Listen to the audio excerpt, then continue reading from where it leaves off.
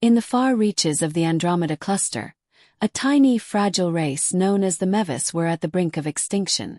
The Mevis were delicate, crystalline beings whose bodies shimmered like prisms under the faint light of their dying star. They had no military, no means of advanced technology, and no great empire. Their only strength lay in their profound ability to empathize, a trait that the galaxy at large dismissed as weakness. When the neighboring Zorathians began strip-mining Mevis Prime for its rare iridium deposits, the Galactic Council declared the Mevis non-essential. No sanctions were issued. No fleets came to their aid. The Mevis pleaded, their voices like songs of sorrow, but species after species turned their backs. The Zorathians' economic influence outweighed the plight of the Mevis. Empathy, it seemed, held no currency in the galactic economy, except with humans. The humans, a relatively young species in the galactic hierarchy, had built a reputation as impulsive and overly sentimental. Their ambassadors wore their hearts on their sleeves, and their scientists often engaged in acts of charity that other races considered foolish. But it was this foolishness that brought a delegation of humans to Mevis Prime, weeks after the Council's rejection. Captain Ilara Hayes of the starship Aegis stood in the Mevision Council chamber, her boots echoing against the crystal floor. Her brown eyes burned with anger as she addressed the Mevis leaders, their translucent forms flickering with faint hope. "We heard your message," she said, her voice steady. "We're here to help." The Mevis leader, a fragile being named Arctil, stepped forward. Its voice was melodic, each word resonating like a bell. "Your kindness is noted, human, but your actions may bring ruin upon you. The Zorathians will not hesitate to retaliate." Ilara crossed her arms. "Let them try."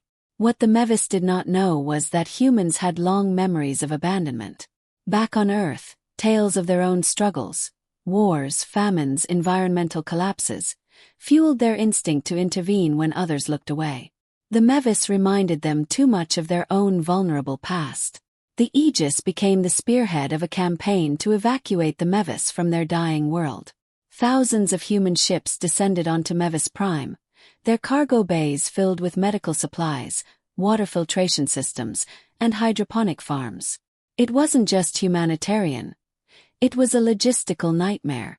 The crystalline atmosphere of Mevis Prime interfered with most advanced navigation systems, forcing the humans to rely on old-fashioned visual piloting. The Mevis watched in awe as human engineers improvised solutions on the spot, their hands covered in grease and their faces smudged with soot. But the Zorathians were not idle. One evening, as the humans worked tirelessly to stabilize an energy reactor on the southern continent, a Zorathian fleet appeared in orbit. The ships blotted out the pale sunlight, their jagged forms casting ominous shadows over the planet. The lead Zorathian commander broadcast a chilling ultimatum. "Humans, you have no stake in this matter. Leave or face annihilation." Ilara and her crew held an emergency council with the Mevis leaders. Arctil trembled as it spoke. "We cannot ask you to sacrifice yourselves. The galaxy has no pity for those who defy the Zorathians." Ilara leaned forward, her hands pressed against the crystalline table. "You didn't ask. We chose."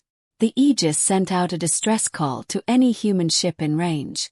To everyone's astonishment, the response was overwhelming. Hundreds of civilian freighters, science vessels, and even a few private cruisers jumped into the system. Humans, it seemed, had a knack for rallying behind lost causes. The battle that followed was chaotic and unorthodox.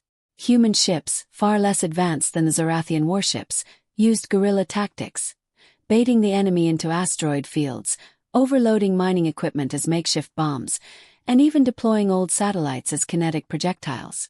The Zorathians, who valued precision and strategy, were confounded by the humans' reckless ingenuity. In the end, the Zorathian fleet withdrew, not defeated but humiliated. They could not understand why the humans fought so fiercely for a race that offered no strategic advantage. The galaxy whispered of their defeat, and the Zorathians, fearing further embarrassment, declared the Mevis territory insignificant. With the threat gone, The humans relocated the Mevis to a lush, uninhabited planet on the fringes of human space. As the final evacuation ship departed Mevis Prime, Arctil stood on the bridge of the Aegis beside Ilara, watching their old world fade into the void. "Why did you do it?" Arctil asked, its voice trembling with emotion. "Why risk everything for us?" Ilara smiled, her gaze fixed on the stars. "Because someone has to care. And if no one else will, it might as well be us." For the first time in galactic history, the Mevis shed crystalline tears, not of despair but of hope. Years passed, and the Mevis flourished on their new home, a verdant world named Solace by their human saviors. The planet's gentle climate and abundant resources allowed the Mevis to rebuild their society. Humans shared their knowledge freely, teaching the Mevis how to cultivate crops, harness renewable energy, and build defenses. Not weapons but barriers to protect against potential threats. The bond between the two species deepened. Human colonists settled on the planet, not as conquerors but as neighbors. They lived alongside the Mevis, their cultures intertwining in unexpected ways. Mevis crystal song, a form of musical storytelling, became a popular art form among humans, while the Mevis adopted human traditions like celebrating the changing seasons with festivals.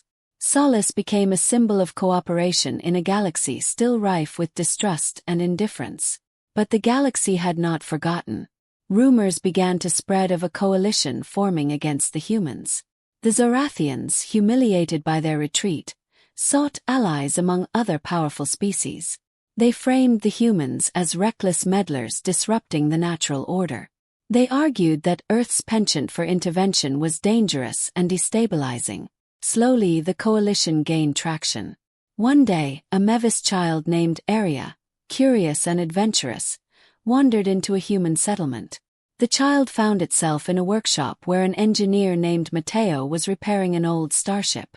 Aria marveled at the complexity of the human machinery, its prismatic skin catching the light from Matteo's tools. "Why do humans build so much?" Aria asked in its melodic tone. Matteo wiped his hands on his jumpsuit and grinned. "Because we're never satisfied with what is. We always think about what could be." Aria tilted its head, crystalline features catching the sunlight. "And that's why you helped us. You saw what we could be." Matteo nodded. "Exactly. Sometimes all someone needs is a chance." The moment stayed with Aria, but it was cut short when a signal from the stars brought grim news. A Zorathian emissary arrived in orbit, demanding an audience. Ilara Hayes, now an ambassador for the Human Federation, met with the emissary on a neutral station. The Zorathian's tone was clipped and cold. "You've meddled for the last time, human. Solace and its inhabitants are to be annexed by the coalition. Resistance will be crushed." Ilara's jaw tightened, but she maintained her composure. "Solace is sovereign. The Mevis are under our protection." The Zorathian laughed, a sound like grinding metal. "You are but one species. The coalition is many. Do you truly believe you can stand against us all?" Ilara leaned forward, her eyes like fire. "If we must, yes." Back on Solace, preparations began. Humans and Mevis worked side by side, reinforcing shelters and creating evacuation plans. The Mevis, who had once been pacifists, now resolved to defend their new home, not with violence but with ingenuity. They adapted their crystalline forms to amplify human communication systems, creating a vast, interstellar beacon. When the coalition fleet finally arrived, the Mevis activated the beacon, broadcasting a single message across the galaxy. "Every species abandoned us. Every species except the humans. Ask yourselves, who will stand for you when the coalition turns its back on you? Who will risk everything for those who can offer nothing in return?" The message rippled through the stars, reaching countless worlds. It stirred dormant memories of human compassion, times when they had fed the starving, sheltered the displaced, and fought for those who couldn't fight for themselves. Species that had once dismissed humanity now hesitated. Some even sent aid, small fleets of ships breaking away from the coalition to join the defense of Solace. The coalition hesitated. Their overwhelming force was undeniable, but their unity began to fracture. The Zorathians pushed for an attack, but their allies questioned the wisdom of provoking a species that had garnered such widespread loyalty. In the end, the coalition withdrew, unwilling to risk a prolonged conflict. Solace stood unscathed, its skies clear of enemy ships. The Mevis and humans celebrated together, their bond stronger than ever. The galaxy watched, not in silence but in contemplation. Solace became more than a home. It became a symbol, a shimmering reminder that empathy, though dismissed by many, held the power to defy even the greatest forces. And in the years that followed, other species began to adopt what they called the human way, choosing compassion over indifference. The Mevis never forgot the words of Ilara Hayes. Someone has to care. They carried that lesson forward, their songs spreading across the stars, weaving a future where vulnerability was no longer a weakness, but a strength shared by all. The years turned to decades, and the events surrounding Solace became the foundation for an unexpected cultural shift within the galaxy. What had begun as a single act of defiance evolved into a growing movement, a new philosophy that embraced solidarity over self-interest. It was a slow and uneasy change, resisted by many, but undeniable in its momentum. Among the Mevis, their gratitude to the humans blossomed into something deeper, a shared purpose. They began to travel with their allies, bringing their unique gifts of empathy and harmony to other struggling worlds. Where humans brought tools and ingenuity, the Mevis brought understanding and connection, their crystalline voices able to resonate with a spectrum of emotions that transcended language barriers. Together, they rebuilt war-torn planets, mediated ancient feuds, and even forged alliances where hostility had reigned for centuries. On Earth, stories of the Mevis became cherished lore. Children learned of the crystalline beings whose songs had inspired galaxies, and whose courage to trust had changed the course of history.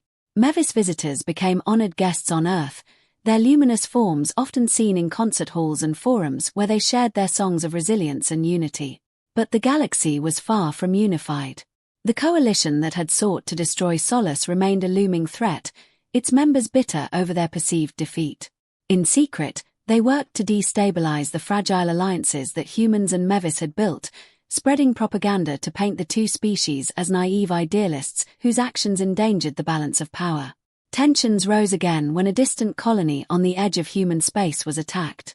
The evidence pointed to the coalition, though no direct admission was made. The news reached Solace quickly, and while the humans began preparing a defensive response, the Mevis convened in their great crystalline council chamber. Aria, now a leader among their people, stood before the assembly. Its voice carried the strength of generations, though it trembled with the weight of what it proposed. If we respond with hostility, we validate their fears. But if we remain silent, we risk emboldening them. There must be another way. Across the chamber, an elderly arctil rose, its crystalline body refracting the light into a kaleidoscope of colors. Humans once showed us a path we could not see for ourselves. Perhaps it is time we returned the favor. The Mevis proposed something unprecedented, a mission to the coalition's stronghold. Not to threaten, not to bargain, but to confront the very heart of their enemies with the truth of their own fears. Humans, skeptical but trusting of their allies, agreed to escort them. Ilara Hayes, now an aging yet still fierce diplomat, volunteered to lead the mission. Together with Aria and a small contingent of Mevis and human representatives, they journeyed deep into coalition space. The atmosphere aboard their ship was tense, but it carried an undercurrent of resolve. This was not a mission of war, it was a mission of faith. When they arrived, the coalition leaders were predictably dismissive. They mocked the humans for their audacity and the Mevis for their fragility. But Ilara and Aria stood firm. Aria began to speak, its voice weaving into a melody so profound that it silenced even the most skeptical among the coalition. It told the story of Solace, not as a triumph, but as a reflection of the galaxy's potential. It spoke of the fear that had once gripped the Mevis, and how trust had shattered that fear. It spoke of strength not as domination, but as the courage to stand together, even when the odds seemed insurmountable. When Aria finished, the chamber was silent. The coalition leaders, hardened by centuries of cynicism, struggled to respond. For the first time, Their ironclad unity wavered. Some began to question the wisdom of their hostility, while others doubled down on their disdain. The mission did not bring immediate peace. The coalition did not dissolve overnight, nor did the galaxy suddenly transform into a utopia. But cracks had formed in the foundation of fear and power that the coalition had built. Over time, more species began to see the Mevis and humans not as threats, but as examples of what could be achieved when empathy and determination worked hand in hand. Back on Solace, the stars seemed brighter. Ilara, nearing the end of her life, watched as humans and Mevis continued to build a future she had only dreamed of. Aria stood beside her, its crystalline form shimmering in the twilight. "We are small," Aria said softly, "but together we have moved mountains." Ilara smiled, her voice steady despite the years. "And the best part? We're just getting started." The galaxy's story continued, a tapestry of struggles and triumphs, its threads forever changed by the unlikely partnership between a vulnerable race of crystalline beings and the stubborn, sentimental humans who refused to abandon them. Together, they proved that sometimes the greatest strength comes not from power, but from the simple act of standing by those who need it most. As the mission's echoes rippled across the galaxy, the Mevis and humans returned to Solace to find their homeworld more vibrant than ever. The alliance they forged had inspired waves of refugees, outcasts, and dreamers from across the stars, seeking the safety and hope that Solace represented. Its cities, built of crystalline towers and human ingenuity, shimmered like beacons under its twin suns, offering sanctuary to all who sought it. But peace was never static. One quiet morning, as the Mevis sang their morning hymns and human children played in the gardens beneath the towers, a signal arrived from deep space. It was not a distress call, but a message of fear and urgency. The Varin, a nomadic, insectoid species long thought to be extinct, were fleeing en masse from something unknown. Their message, interspersed with static and fragments of their native clicks and whirs, spoke of a dark force sweeping across their sector, leaving only silence in its wake. The leaders of Solace convened quickly. Aria stood at the head of the assembly, its crystalline body glowing faintly as it listened to the message on repeat. Ilara, though aged and retired from her diplomatic role, was present, her eyes sharp and her presence commanding. "This could be a trap," one human representative said, his voice heavy with caution. "We've seen how fear can be weaponized." Aria nodded, its voice steady. "And yet, we cannot ignore it. If their fear is genuine, then their need is greater than ours." The debate continued, but it was Ilara who ended it. Rising from her seat, she looked around the chamber with the same fierce resolve that had once swayed an entire galaxy. "When we went to Solace, the galaxy abandoned you. The humans didn't. Now we face the same choice. Do we turn away, or do we show them what it means to stand together?" No one argued further. The decision was made. The fleets of Solace, human and Mevis ships working in tandem, mobilized, their vessels departing in waves to meet the Varin halfway. What they found shocked even the most seasoned among them. The Varin ships were in shambles, their once brilliant exoskeletal designs battered and scorched. The insectoid beings themselves, survivors of a once proud race, were emaciated and hollow-eyed, their usually vibrant communication now muted whispers of desperation. As the first Mevis emissary, accompanied by human engineers and medics, approached the Varin flagship, they asked a simple question: "What are you running from?" The Varin leader, a towering figure whose exoskeleton was cracked and dulled, responded in a voice that sounded like the wind scraping across stone. "Not running. Escaping. It is consuming. It devours light. Sound. Life." The description was vague, but it sent chills through the delegation. Whatever this force was, it defied understanding, and its trajectory pointed directly toward Solace. The leaders of Solace faced an impossible decision. They could fortify their defenses, hoping to protect their fragile coalition, or they could attempt to confront the unknown force head-on. The Mevis, guided by their ethos of connection and understanding, leaned toward confrontation, while many humans, pragmatic and wary of unnecessary loss, urged caution. Arya spoke last. Its voice resonated across the chamber, a crystalline harmony that stilled all other conversation. When we were abandoned, it was humanity's hand that reached out and saved us. Now we must extend that same hand, not in fear, but in faith. The decision was made to confront the darkness. The fleet, now joined by Varin ships as their survivors insisted on fighting alongside their rescuers, advanced toward the edge of known space. What they found was unlike anything they had ever encountered, a void that seemed to absorb all light and energy, a gaping maw in the fabric of the galaxy. It moved slowly but inexorably, consuming entire systems. Efforts to communicate were met with silence. Attempts to attack only resulted in ships disappearing into the void without a trace. Panic threatened to overtake the fleet, but the humans and Mevis, drawing on their hard-earned trust in one another, held their ground. Arya, aboard the Aegis, stepped forward with a desperate idea. Perhaps this is not an enemy we can fight, but one we must reach. Something so vast cannot be mindless. Let's try to understand. Using the combined technologies of the Mevis resonance and human ingenuity, they amplified their message, sending out a symphony of sound and light, a call for dialogue. For hours, nothing happened. Then, as the fleet prepared to retreat, the void shimmered, and a response came, not in words, but in waves of energy that resonated with the Mevis. It was not an enemy. It was a being ancient, vast, and lost. It had wandered for eons, consuming because it knew no other way. The Mevis, with their empathic connection, reached out, their crystalline voices weaving a song that calmed the being, guiding it away from inhabited space. Slowly, the void retreated, its hunger stilled by the first understanding it had ever known.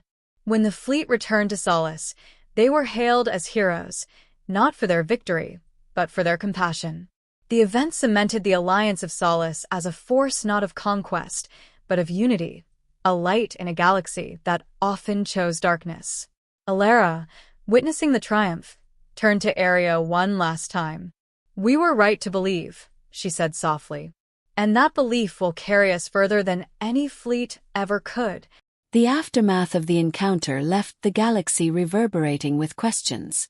Whispers spread across countless systems, tales of the coalition between humans, Mevis, and the Varin becoming more than a mere alliance. They were now regarded as something closer to myth, a force capable of confronting the incomprehensible not with violence, but with understanding. On Solace, the people worked tirelessly to integrate the Varin into their society. The insectoid survivors, though still haunted by their ordeal, found solace in the kindness of their hosts. Their intricate hives began to blend with the crystalline cities and human structures, creating a new kind of architecture that symbolized the union of three disparate species. For the first time in generations, the Varin sang their ancestral songs, harmonizing with the Mevis crystalline tones and human melodies in a shared expression of renewal. Arya stood on the observation deck of the Aegis, now a permanent orbital station above Solace, gazing out at the expanse of stars. The ancient void being's retreat had left behind an awe-inspiring phenomenon, a series of glowing nebulae that shimmered with colors no eye had ever seen. They called it the Veil of Understanding, a tribute to the moment when the galaxy chose dialogue over destruction. Alara, frail but still sharp, joined Arya at the viewport. She leaned on her cane, her eyes reflecting the nebula's vibrant hues. "Beautiful, isn't it?" she said softly. Arya nodded, its crystalline form shifting colors in response to the light. "A reminder," it replied, its voice like the chiming of bells. "That even in the face of what we cannot comprehend, there is hope." Alara smiled. "Oh, an action. Never forget that it was action, yours, ours, that brought us here."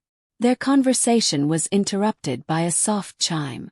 A young human officer approached, her expression a mixture of excitement and concern. "Ambassador Arya, Captain Hayes, there's an incoming transmission from the Galactic Council. They want to convene regarding a proposal to formally recognize the Solace Accord as a governing body." Alara raised an eyebrow, her smile widening. "The Council wants to talk. That's a first." Area tilted its head. And do we want to listen?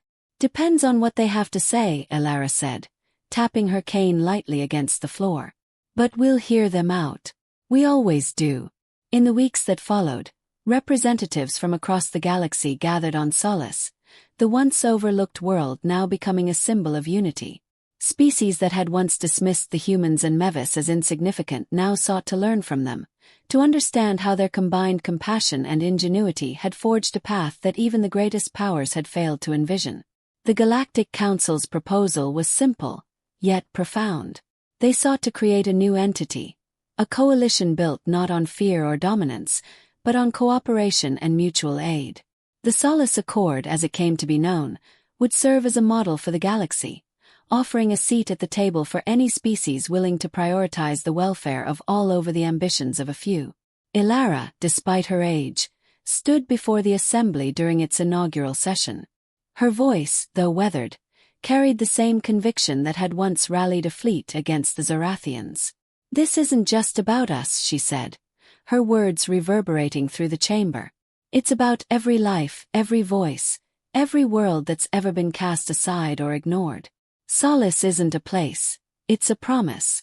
A promise that no one has to face the darkness alone."